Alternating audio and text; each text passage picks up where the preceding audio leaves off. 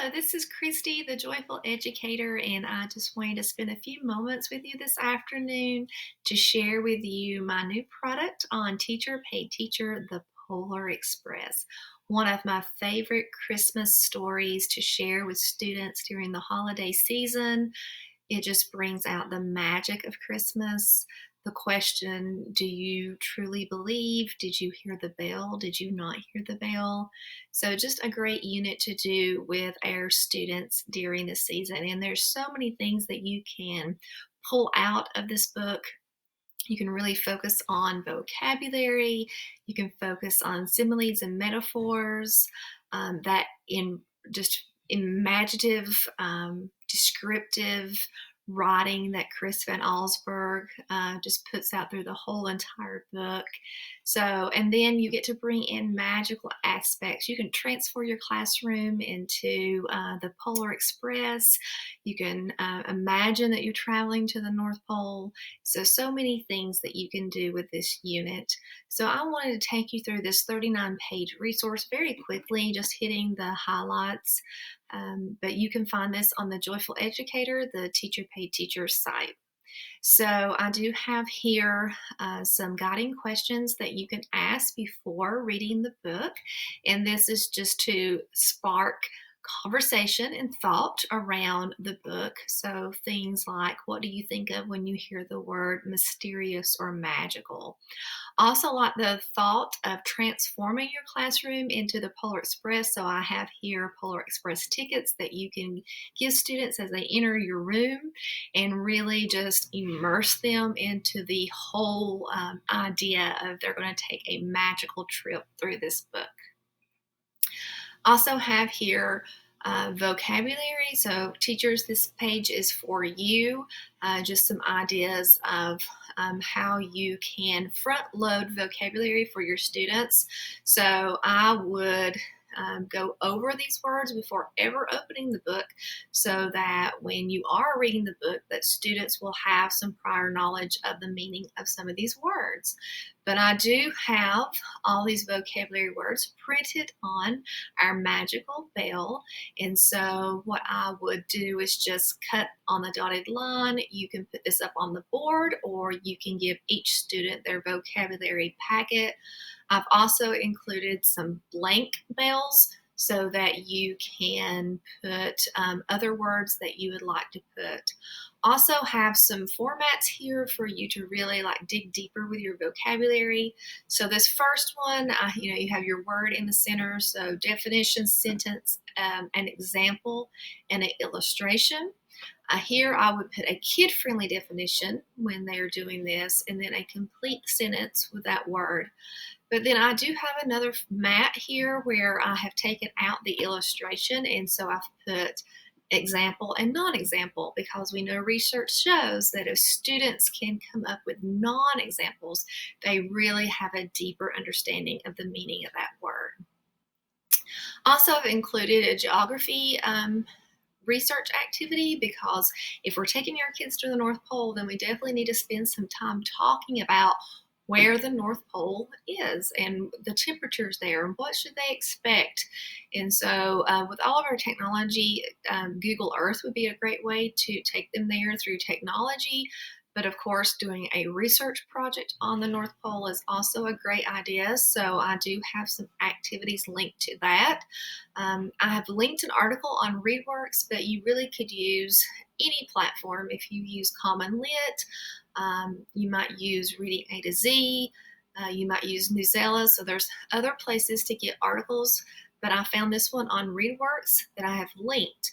But what I have here to go along with this research portion, I have an anticipation guide. So whatever article you pick, of course, you write the title of that article or the topic, and then you write your statements. And some will be true statements, some will be false statements. And then the students, to activate their prior knowledge, before they read the article, they're going to read the statement, and then they're going to decide if they agree with that statement or disagree.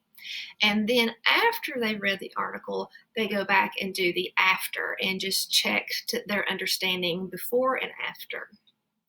We have a bubble map where I would have students put in adjectives that would describe the North Pole, and one has already been done for you.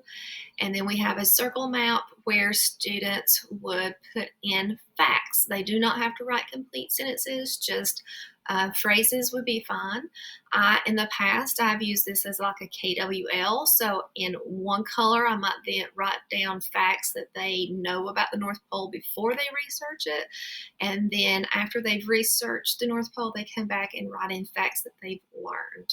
So, but you can do it any way you want. We have a summary chart here, so students can write in important details about the North Pole, and then they can sum it up. So it's a great way of just summarizing or guiding students to learn how to summarize and not just rewrite the whole thing. Then moving into some activities that you could do either during the reading of the book or after the reading of the book. So here I have some descriptive phrases.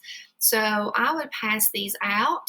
You could definitely have students partner up and do some think, pair, share, talking about what these phrases mean, but we really want them to be able to close their eyes and imagine what that phrase looks like in their mind.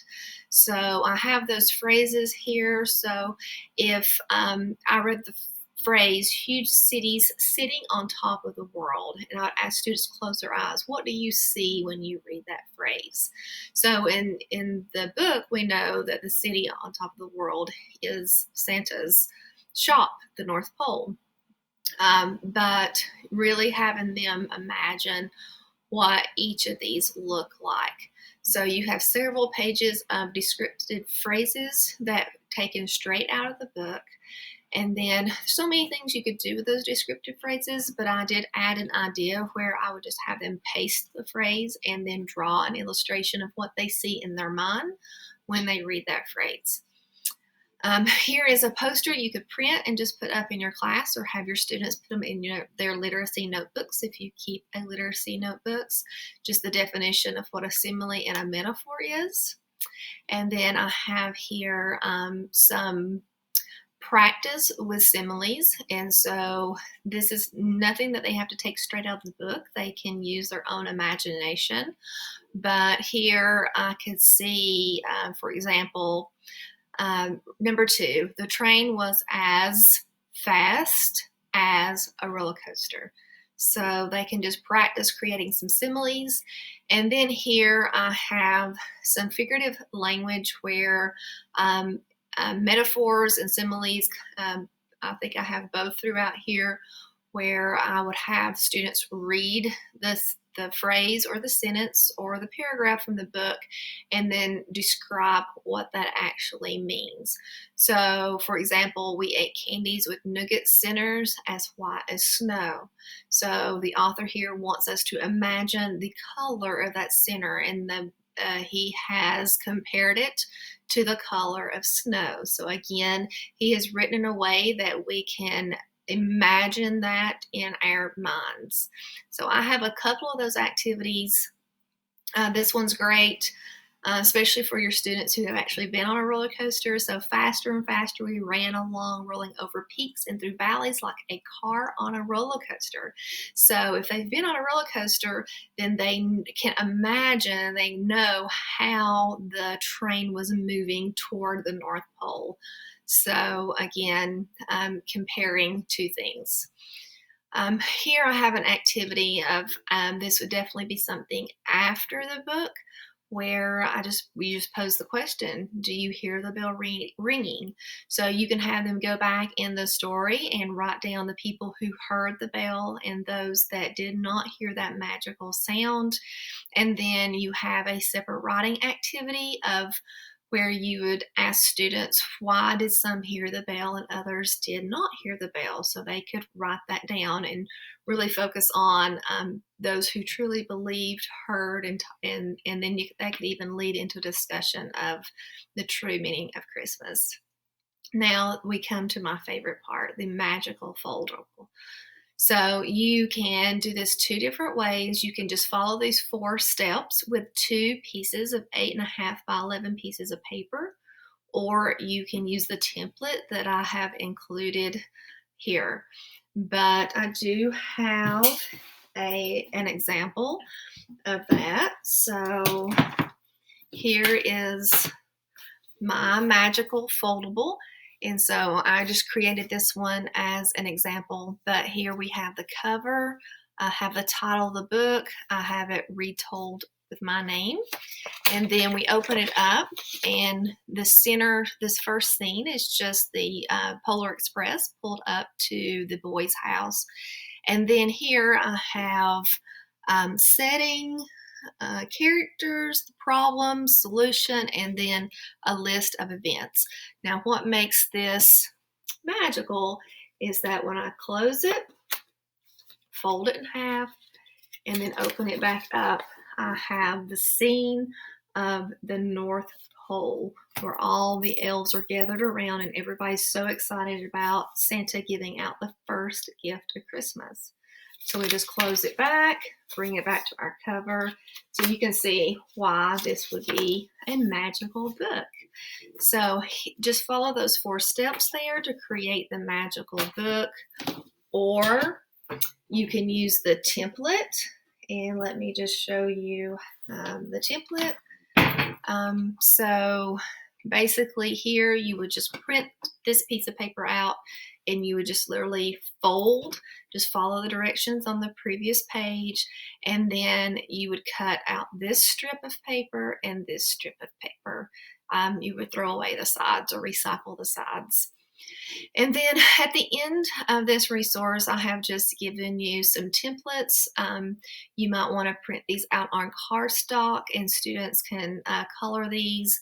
They can create puppets and use the puppets to retell the story of the Polar Express or create a diorama. So there's so many things that you could do with this template. And then the last thing I've included is a Venn diagram comparing the movie and the book. So, it's always nice, especially during the holiday season, if you can include a movie into your literacy unit. And so here you have a Venn diagram so students can practice their compare and contrast. So the last page is just my credits page and thank you. If you have any questions about this resource, it's misschrisclassroom@gmail.com. If you would like to try this resource for free, all you have to do is email me and I will send the PDF to you. Also, here is where you can find my Teacher Pay Teacher store. And as always, I would love for you to click on there, follow me, and leave a review. Thank you so much and enjoy.